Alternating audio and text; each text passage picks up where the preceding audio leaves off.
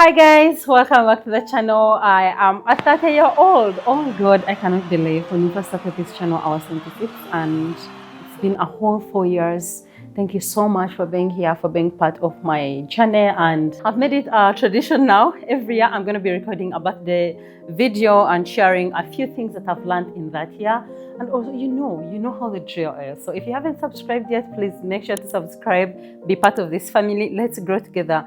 By the time I am coming back here and saying, oh, hi guys, my name is Rita and I'm the cooking nurse, and today's my 50th birthday. I really hope to see you then. So today's my birthday, it's the 21st of August, and I am super excited. I don't know if you can tell. I cannot believe I'm 30. What? My goodness. And my 29th year has been my most phenomenal, my most life-changing year yet. I cannot even explain to you. So today I'm going to be sharing a few things that have finally come into, like they have become more clear for me to actually grasp and understand. And coming up at number one is, life is a journey. There's no destination. You are never going to be 15 again. You are never going to be 25 again. Do things 15-year-olds do. Do things 25-year-olds do. Explore, enjoy if you must, and stop worrying about or carrying the weight of the world on your shoulders. I remember when I was, say, 15, maybe, I was always worried. What if my mom passes? What if I do not finish high school? What if I do not pass? What if I don't become anything? So the weight kept me down. And then, of course, now that we have learned about habits that we picked up when we were growing up, now I know there's so many things that I was worried about. The scarcity mentality, I did not explore. I did not go out of my way to actually do things teenagers do because I mean, there was never enough. Even when I had, it's always like, what if tomorrow we wake up and it's all gone? Like, what are you going to do? I always thought about what other people would say, or what will they tell my mom, or things like that. And I forgot to enjoy my life, enjoy myself when I was 15.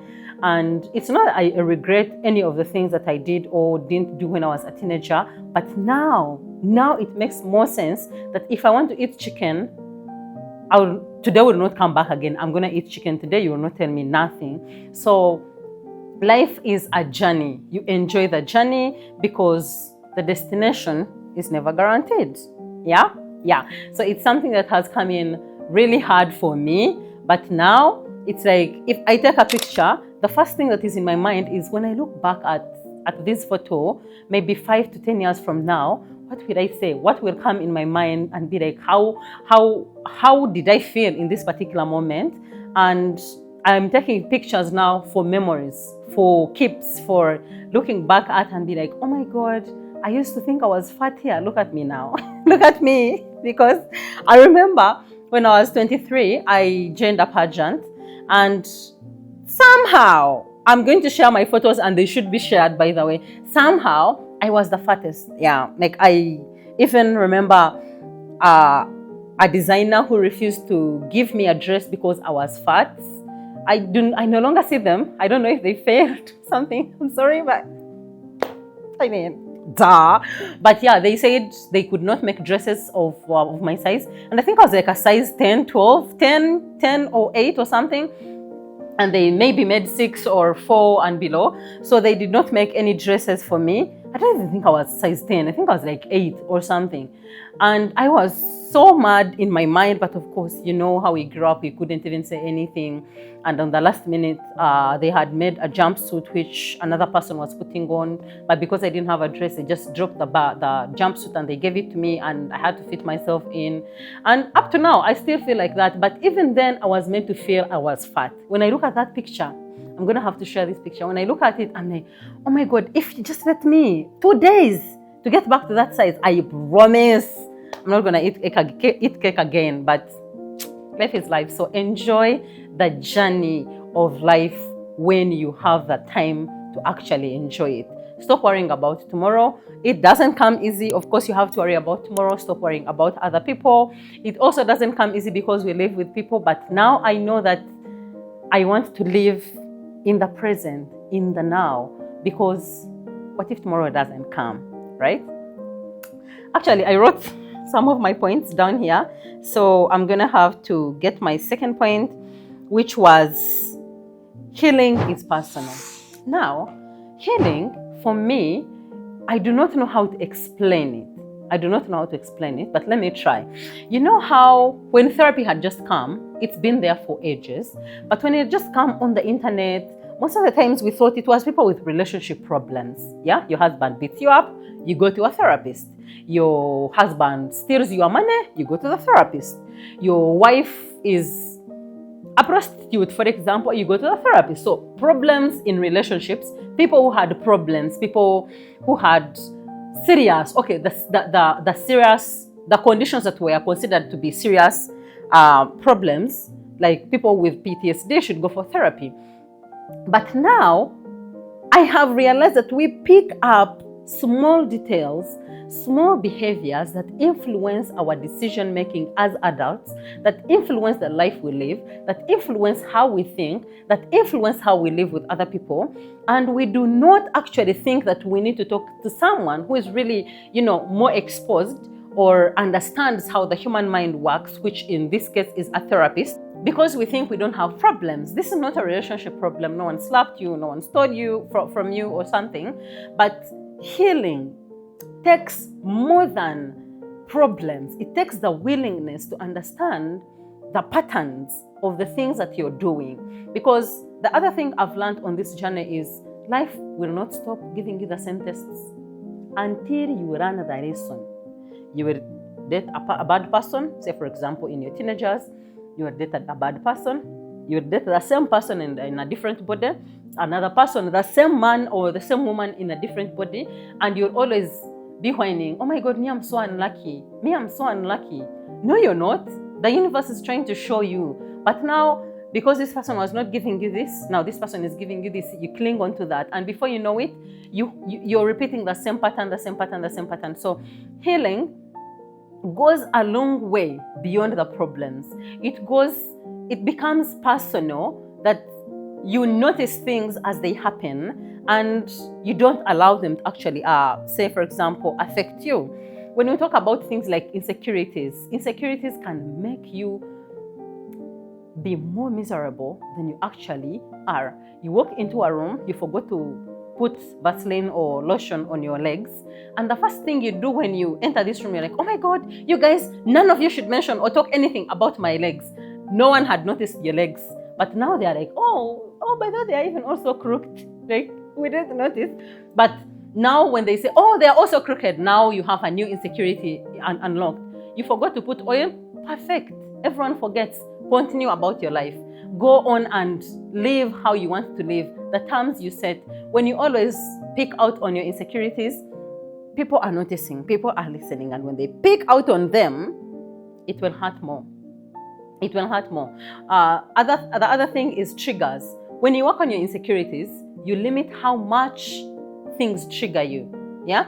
So when you're doing your healing, it's not about other people's behavior, because you cannot control that. That is also, by the way, a sub-lesson that I've also learned.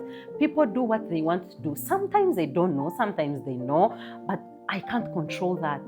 So maybe if I control my reaction, if I control my contribution, if I control my part, the part that I play in this situation, maybe it will hurt less, or maybe it won't hurt at all. And if something is triggering, say for example, someone talks about weight. Now I'm in a position where I don't care about weight. I will walk out without a bra. Like, I don't mind about so many things like I used to do before. Because me now, I am comfortable how I am. I love myself. I don't know even how to explain it. But if someone talks about body weight, I understand they are not trying to attack me. They're just talking about body weight. And they are maybe talking about fat people. If I'm one of them, it's not me. If they wanted to talk about my body weight, they would have come to me. So they have the capability of doing that. So managing your triggers also reduces the chances of you getting mad at random things, random comments that just meant something different. But because your insecurities are within and you haven't dealt with them, you always project and feel like people are attacking you. So healing is such a personal thing, something you just don't do for others. Yeah, you don't do that for others, you do it for yourself because you can't control the other people. And then the other one is accept endings and deal with things when you must. So, growing up, we were told to keep peace. Always keep peace. Avoid hard conversations at any slight chance you grab. Yeah? So we rubbed things under the rug because no one wanted to talk about things that were difficult. And in the end, they caught up with us. You, in this relationship, there are so many red flags. Someone was making a joke the other day and said, women are seeing red flags. We are tired of women and red flags, but for real, we are seeing the mannerisms of the people around us. I also come to that we ignore them because we do not want to talk about the hard things. We rub them or throw them under the rug because we do not want to have conversations. And when something extremely big happens, somehow we are shocked. Somehow we are surprised that I did not expect her to do that. I did not expect him to do this. All the things I did for him, all the things I did for the other person. We don't accept or actually see when people show us who they are the very first time, or when things don't turn out the way we had planned them in the very first time. So when someone shows me who they are on day one, thank you very much for your kindness, for letting me in. Now I know how to deal with you. I know not to actually allow you to break me twice. Yeah, you don't do the same mistake twice. Or if at all I let you, I do not think it's going to hurt me because I'm in position to control my reaction. Because sometimes it's, say, for example, a family member, you stay with them and you cannot run away from them, or you cannot just leave. You can, there's nothing you cannot do. But in this particular point, you have refused to actually do anything about it. But you have said, I'm going to do this, I'm going to do that. I am not going to allow this, I'm not going to allow this. So you find you allow that this friendship is not a good one, I'm going to let it go. This workplace is not giving me peace, I'm going to let it go. This marriage is not giving me what I expected it would give me, I'm letting it go. This auntie of mine, or this mother of mine, or this dad of mine is just not, like the Gen Z say, it's not giving. So you let it go, you choose you accept endings when they come. Because imagine you can't do anything about it. Imagine. You cannot do anything about it. These days, I even have like a motto of, when you call me and it's an emergency, what is the best that I can do? Chances are very high, nothing. Nothing. Even when someone is dying, even if I do my best, if this person is to die, I will not do anything about it. I will not control it, I will not stop it, I will not. We can delay it if, we are coming on the next point. But if I do not want it to put me on so much pressure to make me lose my mind, when I know for sure, if it's to happen, I'm not going to do anything. And even now when I say I'm going to take my time to actually do this, that person or that thing is still going to happen in the right timing. In the right timing. So accepting endings, accepting that things are completely out of my control, and I can only control the things that I can control, or the things that come from within. It gives me so much peace knowing that my grandmother swallowed a razor blade. It's not a me problem. Okay? We can do what we can do, but if it's going to do damage, it's still going to do damage. I'm not going to do anything about it. If my friend played me dirty, maybe I was thinking they were my friend, but they were not thinking they were my friend. So let them go. Don't hold on for so long and be like, oh my God, if there's no conversation had, if this person is not trying so hard to actually play something on the other part, please stop. You look like a clown. God. Number 4, money is actually everything. Yeah. Swallow that one. Let it be injected in your veins. Money is actually everything. I promise you. I don't have it, but I know it. That without money, they will not call you that your grandmother swallowed a razor blade. That without money, when they tell you, live your life, enjoy the moments, you will not have the moments to enjoy.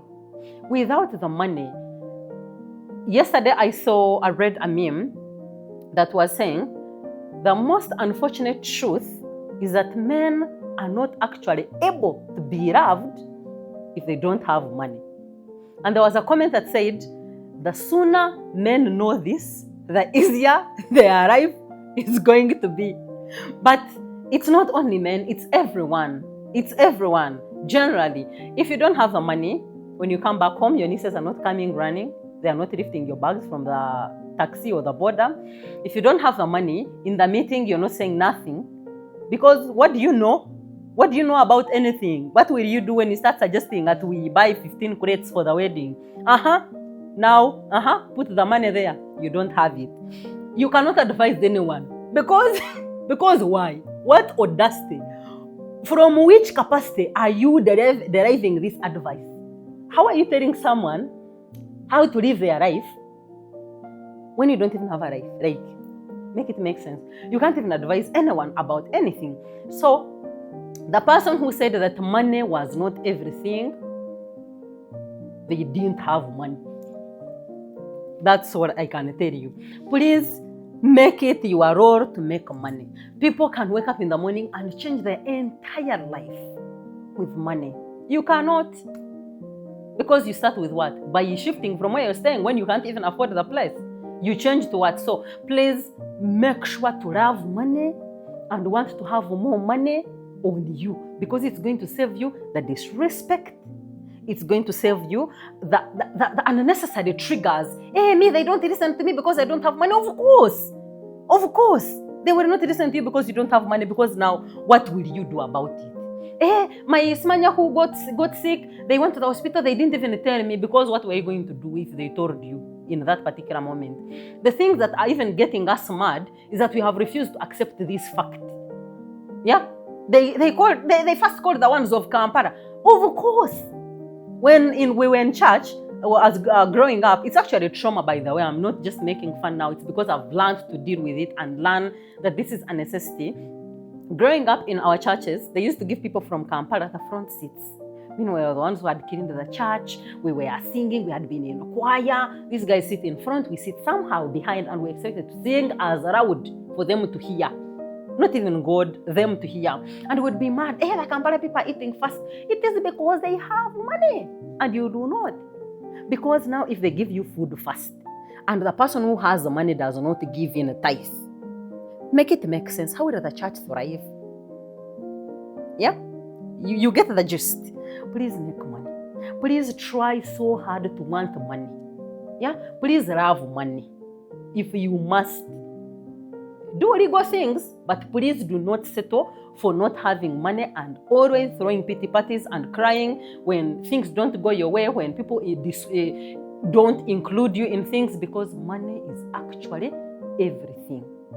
When you're healed and you have money, it sure can buy happiness. The people who are saying, hey, you can be happy and sad, that is an inner job. It's not a money problem. Nice. And the last point was, death is actually real. We are only growing old to die, unfortunately for us. We are growing old to get back to where we came from, which is the soil. And the faster or the sooner you realize this, that regardless of what you try to do, you're only prolonging to reach on the final thing, which is death. So it's not that, yes, I understand we are going to feel bad, we are going to cry, we are going to kill ourselves, we are going to indulge in the pain relief drugs that we can find, the things that can actually make us feel better about losing a loved one, about, I don't know when you die, if you feel the pain of actually dying young or something, but when we lose people, we cry. I've not lost someone in a long time that is so close to me, but every other single day I sit down, I wonder how close death is to any of us. I used the boda to move in Kampala, and I can count moments when it's like a blink, like we just had one more second and we were gone. And it takes me back to that first point of did you live today? Did you enjoy? What memories did you create for when you're no longer here? Because when you're no longer here, you are no longer here. Imagine you can't do anything. Your spirit has left your body and you can no longer communicate with the people in the land of the living. So you as a person who was still in this body and experiencing life as a human being, did you enjoy life today? My friend usually tells me, Rita, loosen up. Allow people to help you. Allow people to love you. It's something I'm still struggling with. Maybe on my 31st birthday, I will tell you that I actually understood and learned it. She tells me, Rita, let loose. Let people love you. Let people treat you nice. Not everyone is always with a bad motive. I know you can tell people who have bad motives or something, but let loose sometimes. It's not that serious. You are just 1 minute, 1 second to losing your breath. 1 second. And imagine you are living this uptight. You are the one who's always planning for tomorrow. By the way, it's our audacity. It's our audacity. It's so audacious of us to think that we are going to see tomorrow. We have plans of 10 years from now, but what are we doing now? Nothing. Just 1 second and the breath is gone. Just 1 second and you don't have a pulse. So death is something that happens to all of us, to the best among us, to each and everyone. Each one of us is going to reach a time when you're no longer here. 100 years from now, most of us will be gone. 100 years from now, I should be 130 by then, but I will not, because the history does not show any of those. Very few people have lived up to 130. So 100 years from now is not when you are saving for your vacation. It is not when you are saving for your best moments. If you can live them now, please try and do that and have a good time, because it's just 1 second. It takes one blink. And like we always say, God's timing is the best. Things are going to happen when they are supposed to happen. If you do something, you get something. That's it. It's fixed and you cannot change anything about it. After all, or overall, something I've learned is I can only control the now. From me, I cannot control the now. From you, I cannot control people, how they react or how they feel about the things I've said. I can only control the things I say, the things I live, the things I eat, how I feel. Again, just me. I can only control myself. The rest is up to you guys. I cannot wait to see you again in a similar video on my 31st birthday. I'm now an adult officially. I'm going to be introducing myself by saying, hi guys, welcome back to the channel. I am your Erda. Please sit down and listen. And happy birthday to me. I'm a 30-year-old. Merry Christmas. Oh, no Christmas yet. I'll see you again and ciao. Bye.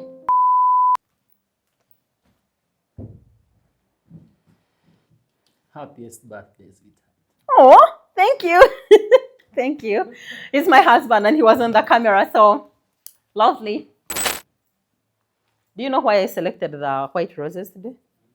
Because they signify a new beginning and purity, the rejuvenation of life, the generally new beginnings. And this decade for me should be my best yet.